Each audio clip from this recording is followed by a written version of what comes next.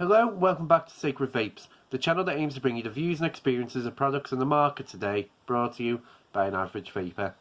Now this week, as promised, I'm going to do a two-part review, mainly because it comes in two different ways. So I wanted to do a review on what I bought and what I picked up additionally. It's something quite interesting. It's this, the Ijoy Mystique kit. Now Ijoy had a bit of a strange year last year. Back in April they released the Avenger, the first voice controlled mod, and it was massive. I mean, I even owned one when it came out. Absolutely brilliant device. I mean, the voice control, questionable, but I've done a whole review on that myself. But generally the mod itself was brilliant, and you didn't really hear anything from Ijoy up until about the end of November. And just out of nowhere, they just announced 3 different kits. They brought out the Katana kit, they brought out the Shogun, which I will have for you guys in a couple of weeks' time, and they had the Mystique. Now, for what it is, it's very hard to really talk about, but before we get into all that, let's give her a vape.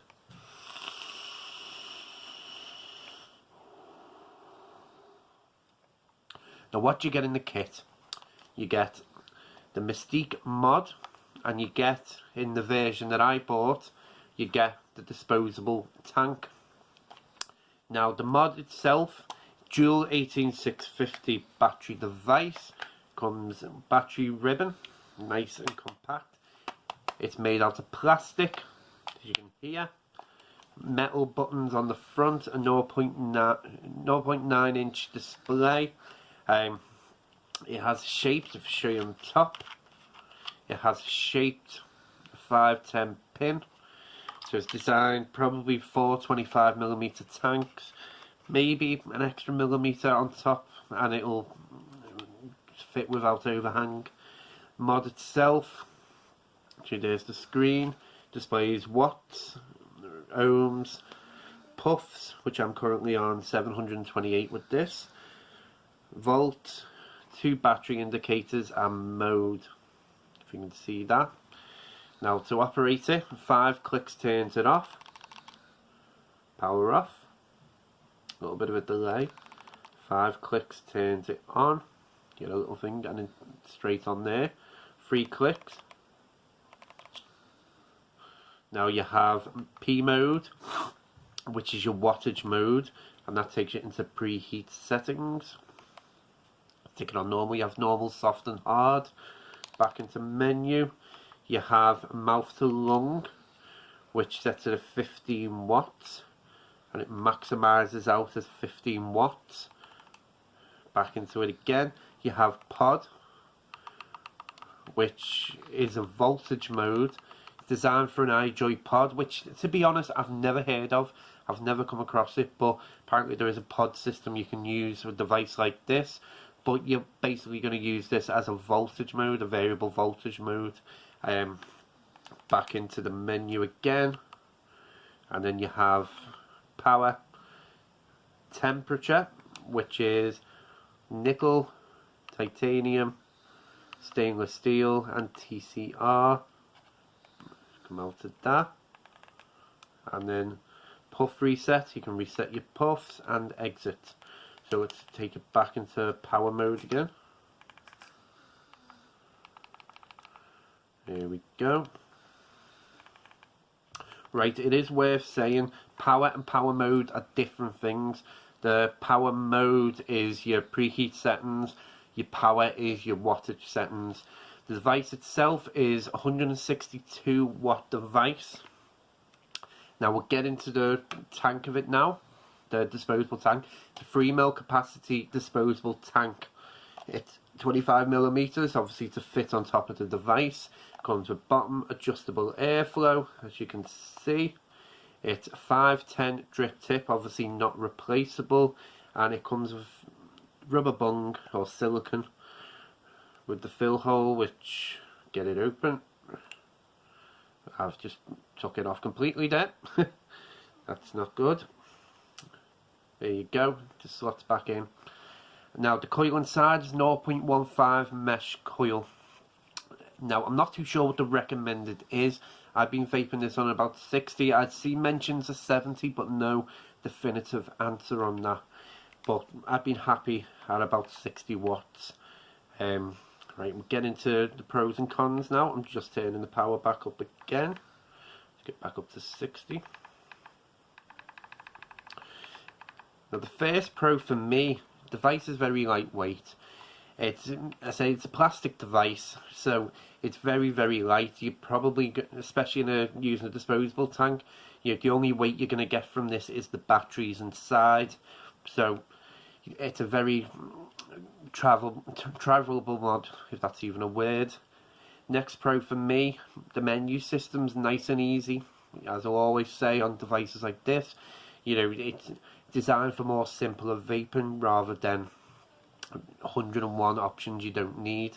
It's a good range of options as well. That's another pro. The fact that you get the TCR option in there, always a good thing. It's quite responsive, very responsive, very quick firing, so that's good.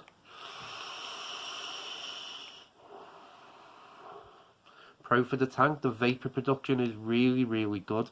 I noticed this with the Preco. These disposable tanks do perform quite well. Now, I did have a bit of an experience with this.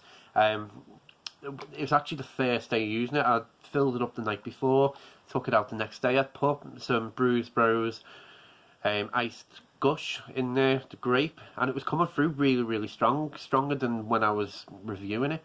And then the coil turned really, really bad. And I thought I'd wrecked the tank within less than 24 hours, but I changed the liquid best I could, and it worked fine. So the coils do perform. You do get a couple of weeks out of these tanks before you've got to change them, so that's a pro for me. Nice airflow as well. I mean, it's not massive.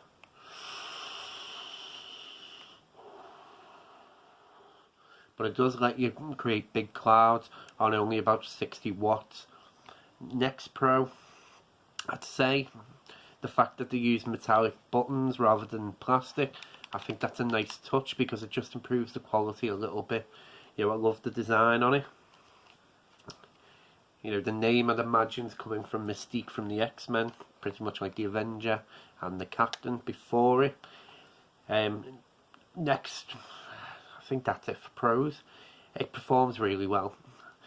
Next, we'll move on to the cons.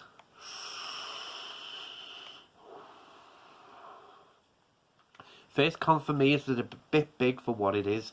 Like the width for this, you can hold it in your hand comfortable enough. If you've got bigger hands than me, it'd be even easier. But I think if we open up the battery compartment, all this dead space that's around the mod, maybe if they'd reduced the size and made it a bit more compact, it would have been a bit better.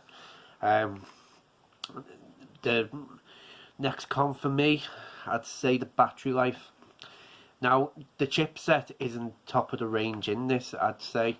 It's pretty much a cheaper chipset.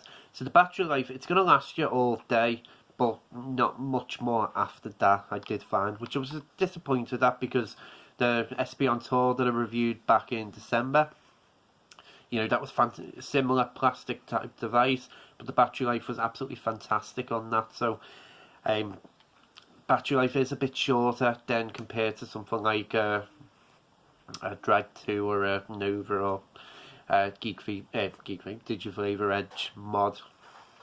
Next con for me, the tank, it only comes with one tank in the box. That's always going to be a con for me because the minute you buy a kit like this, you are locked into buying another one because the minute that goes, you've got to replace it. So that's always good. I'm always going to have an issue with that. It's better to throw two in and at least give you a month worth of vaping before you do have to change it. Juice, I think the juice consumption's a little bit fast in this. I did find myself filling it up. Maybe like if I go out on lunch, on my dinner from work, I'm filling it up by the time I'm getting it back into the office. So that's going to be a con for me. Simply because, it does create the clouds, as you can see.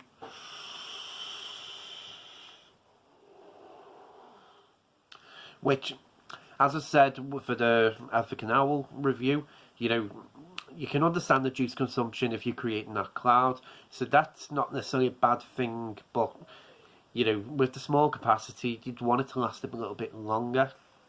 And yeah, apart from that, there's not really any more cons I can say about this, so we'll get into the overall now.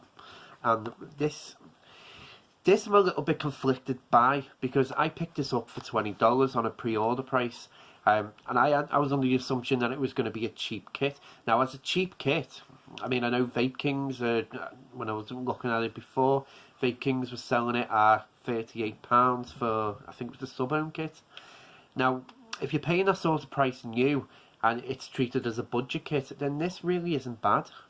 It's not going to rival the top end mods. It's not going to these disposable tanks aren't going to rival the top end tanks. But as a budget kit, you know, which you can tell from things like the chipset and the battery life and the fact it's plastic, it's not a bad little mod. Well, not a bad little kit altogether. However, when I was researching, it's gone up to about $50 over in China, which puts it almost the same price as what you'd call a top-end mid-range mod. You know, certainly it's not much when I've researched picking things up for the channel. You know, it's about $55, $60 for more bigger kits. So they haven't really marketed this quite well. If they were offering it at a cheaper price, I'd recommend it. As it is, if you're paying £40 plus for it, it's average. It really is average, and I don't mean that necessarily in a critical way. Just, you know, it doesn't stand. There's no standout features for it. You know, I'd say the Preco tank is better as a disposable tank. The mods, as I say, it works. No complaints about that. It works really well, but I'd rather to get a little bit, even battery life. If the battery life took you over a day, then it'd improve it. But yeah, that was the Ijoy Mystique kit, part 1. And what I'm going to do is I'm going to do another video on this. So I'll link it at the end of this video now. But they released their sub-home tank version as well. So I just want to do a quick video just to talk about the tankers, because by itself, you understand they're going to be selling it as a single standalone tank. But yeah, thank you for watching. I really appreciate it. So click through to the next video and we'll get talking about the tank. But as always, thank you for watching. I really appreciate it. Stay safe.